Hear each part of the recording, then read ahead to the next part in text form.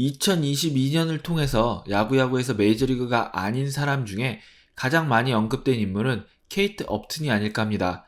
케이트 업튼과 저스틴 벌랜더는 현재 프로스포츠계의 유명한 파워 커플인데요.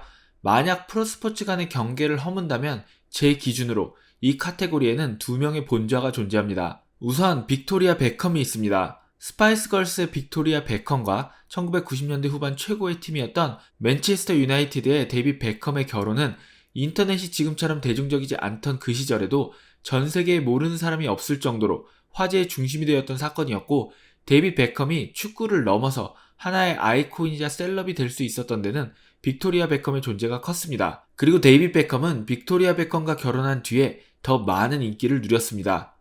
또 다른 본자는 지젤 번천인데요. 브라질을 넘어서 전 세계 역사상 가장 성공한 정통 모델이라는 지젤 번천은 모델로 성공해 브라질에서 미국으로 넘어온 뒤 금발의 키 큰 모델과 25세 컷이라는 원칙을 몇 번의 예외를 빼고는 30년간 한결같이 지켜오고 있는 레오나르도 디카프리오가 만나게 되었습니다. 지금도 레오나르도 디카프리오의 여자친구 하면 가장 먼저 떠오르는 인물이 지젤 번천입니다. 하지만 지젤 번천도 25세 컷을 통과하지는 못했고, 그녀가 그 뒤 만난 사람이 바로 당시 NFL에 떠오르는 신성이었고 현재 NFL 최고의 고트인 톰 브래디였습니다. 그리고 이 둘은 결국 결혼까지 성공했고 일남일녀를 두었는데요. 2022년 톰 브래디가 은퇴를 번복하고 NFL 복귀를 선언한 뒤 많은 톰 브래디의 팬들은 환호했지만 지젤 번천은 이에 실망했고 둘은 이혼했습니다. TMI를 살짝 드리면 톰 브래디 역시도 지젤 번천과 만나기 전에 브릿짓 모이나한과 만남을 가졌었고 둘 사이에 아들도 있었습니다. 브릿짓 모이나한이라고 의문을 가지실 분들을 위해서 그녀의 가장 유명한 배역을 설명드리면 그녀가 바로 그 유명한 존 윅의 사별한 부인입니다. 네, 바로 파괴왕 존 윅이 모든 것을 파괴하기 시작하게 된 강아지를 선물해 주었던 바로 그 헬렌 윅 역할이 브릿짓 모이나한입니다. 톰 브래디와 지젤 번천 커플은 톰 브래디가 NFL의 고트라면 지젤 번천은 모델계의 고트고 이 둘이야말로 베컴 부부를 넘어서는 정말 어마어마한 파워 커플이 아닐까 합니다. 빌드업은 이 정도까지 하기로 하고요. 본격적으로 메이저리그의 파워 커플에 대해서 알아보겠습니다.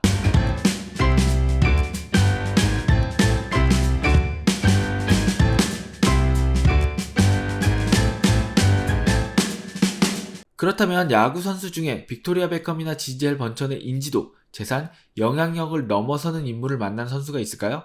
정답은 그렇다입니다. 더군다나 이쪽 역시도 양쪽 다 엄청난 유명세와 영향력을 가진 파워 커플이었습니다. 바로 조 디마지오와 마릴린 먼로입니다. 다만 베컴 부부는 선수와 셀럽의 만남을 넘어서 부부로서도 정말 좋은 모습을 보여주고 있고, 톰 브래디와 지젤 번천 역시도 이혼은 했지만 이혼의 가장 큰 이유가 두 명 모두 커리어와 사업에 대한 욕심과 가족과의 생활, 이 사이에서 오는 균열에서 생긴 것으로 부부 생활 자체에 큰 문제가 많았던 조 디마지오와 마릴린 먼로와는 조금 차이가 있습니다. 제 개인적으로 처음 알게 된 메이저리그의 파워 커플은 할리 베리와 데이빗 저스티스였습니다. 데이빗 저스티스는 1990년 신인상을 타고 애틀란타 팬들에게 팀의 미래로 여겨지던 신성이었고, 애틀란타는 무려 애틀란타의 마지막 공식 주장이자 애틀란타로 팀을 옮긴 뒤 팀의 첫 MVP였으며 브레이브 역사에서 유일하게 2번 MVP를 수상했던 데일 머피를 필라델피아로 트레이드시키며 데이빗 저스티스의 자리를 마련해 주었습니다. 흥미로운 사실은 할리 베리와 데이빗 저스티스의 결혼 생활이 그리 좋지 못했다는 사실과는 별개로 데이빗 저스티스는 할리 베리와 결혼한 1993년 첫 올스타와 실버 슬러거에 선정되었고 1995년에는 월드 시리즈 우승을 했지만 할리 베리와 결별한 1996년 수술로 시즌을 마감하고 클리브랜드로 트레이드됩니다. 하지만 데이빗 저스티스는 이렇게 무너지진 않았습니다. 클리브랜드에서도 다시 월드 시리즈 진출에 성공했고 후에 뉴욕 양키스의 2000년 월드 시리즈 우승 때 ALCS MVP로서 큰 공을 세우게 되었습니다. 할리 베리는 1986년 미스 USA에서 2등을 하면서 이름을 알렸고요. 후에 미스 월드에서 탑 7에 이름을 올렸었습니다. 그리고 나중에는 배우로 전향해서 몬스터스 볼을 통해서 아카데미 여우주연상을 수상했고 엑스맨 시리즈의 스톰 역을 통해서 전 세계적인 인지도를 올렸습니다. 하지만 조 디마지오나 데이빗 저스티스 같은 경우 마릴린 먼로나 할리 베리가 만난 수많은 남자들 중 한 명이었는데요.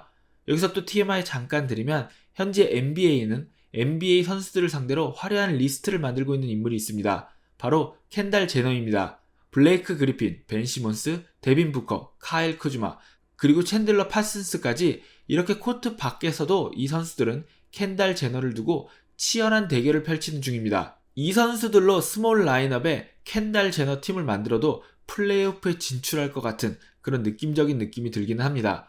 그렇다면 이와는 반대로 레오나르도 디카프리오 못지않게 대쪽 같은 취향으로 많은 유명인을 만나며 야구계뿐만 아니라 연예 뉴스에도 매일 바쁘게 나왔던 그런 야구 선수가 있을까요? 네, 당연히 있습니다. 많은 분들이 예측했겠지만 데릭 지터입니다. 일단 이름만 들어도 알만한 인물들로는 머라이어 캐리, 타이라 뱅크스, 스칼렛 요한슨, 제시카 알바, 바네사 미닐로, 그리고 제시카 비엘이 있습니다. 정말 화려하죠? 그리고 여기에 이름을 못 올렸지만 빅토리아 시크릿 모델인 아드리아나 리마나 90년대와 2000년대의 TV 스타인 조다나 브루터스도 많이 알려진 셀럽이지만 워낙 유명인이 많아서 지터의 여인들 이야기를 할 때 빠지거나 아니면 뒤로 밀리는 경우가 많습니다.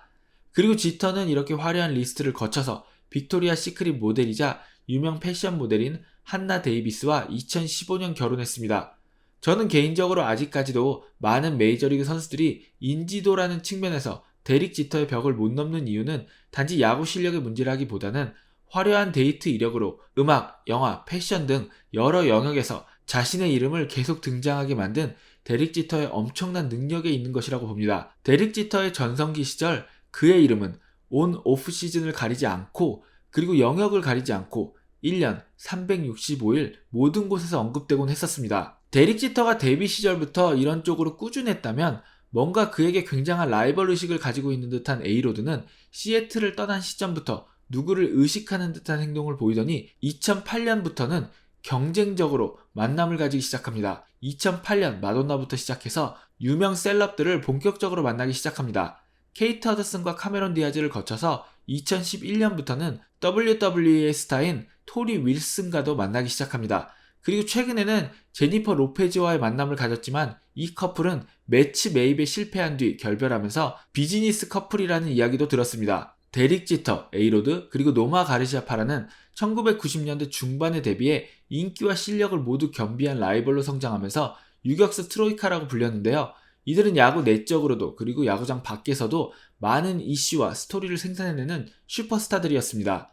그렇다면 데릭 지터와 에이로드가 이미 등장한 오늘의 영상에서 노마 가르시아 파라가 등장하지 않는다면 섭섭하겠죠? 지터가 정말 화려한 리스트를 자랑하고 에이로드가 지터처럼 되기 위해 애썼다면 노마 가르시아 파라는 셀럽이 아닌 미국 여자 축구 역사상 최고의 스타 선수인 미아 햄과의 만남으로 세상을 놀라게 했는데요.